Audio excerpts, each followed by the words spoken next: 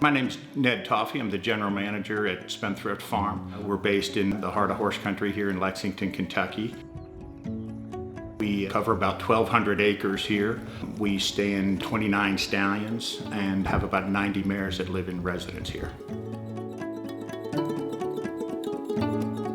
All thoroughbreds descend from one of three stallions: Darley Arabian, the Godolphin Arabian, and the Byerly Turk.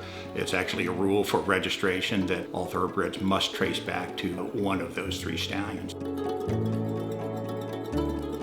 There are about 20,000 live foals produced a year in North America. There are a variety of genetic traits that breeders are looking for when they breed their mares. The first and most obvious is speed, stamina, and heart. I would say those are the three sort of foundations of breeding that people are looking for.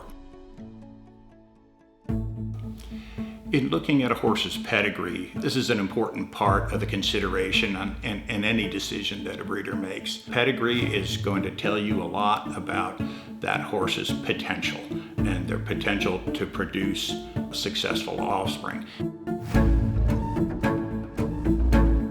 When a mare's retired from racing and goes to the farm, she's going to be allowed to settle in at first. She's got to acclimate to farm life. In terms of getting that mare ready to be bred, we're going to start with a breeding soundness exam. A veterinarian's going to examine her reproductive tract and make sure that everything is functioning and operating in a normal fashion. The textbook length of gestation for a thoroughbred mare is about 342 days. The first key and most important milestone during gestation is to look for the development of a heartbeat. And this usually takes place at about 25 days. During breeding season, the teaser is a male horse that is led around to the mares and used to determine their degree of receptiveness. A stallion will breed mares anywhere from not at all to up to 3 times a day.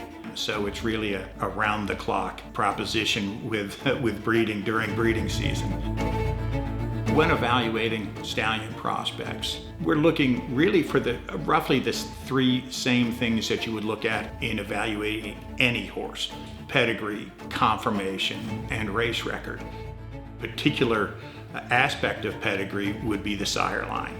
Breeders tend to want to stick with proven sire lines. There's really a relatively small number of stallions that have demonstrated an ability to reproduce sons that go on to be successful at stud. And so those are the lines that tend to live on, and those are the lines that people tend to gravitate to. He's just perfect, and now he's just immortal! He's down to the wire, pretty mischievous, wins the Kentucky Oaks. Gambling Girl was second, then went Pete. The breeding process can be very rewarding. It manifests itself in a number of ways. I think the first goal is to get a live foal on the ground. Gone 11 months and gotten a live foal on the ground, there's really nothing better than seeing that foal get up and take its first steps. At the same time, too, the ultimate goal is to get a racehorse, and a racehorse that functions at a really high level. In the 40 or so years that I've been in the industry, we've seen a lot of technological changes in terms of breeding, particularly ultrasound and computerized programs that assist in doing matings and record keeping. I would expect that technology will continue to evolve in our industry just as it has done over the last several decades. When you have the opportunity to breed and raise a thoroughbred and take it to the races and win high-level races with it, that is the ultimate, and I think there's nothing more gratifying in this industry than that.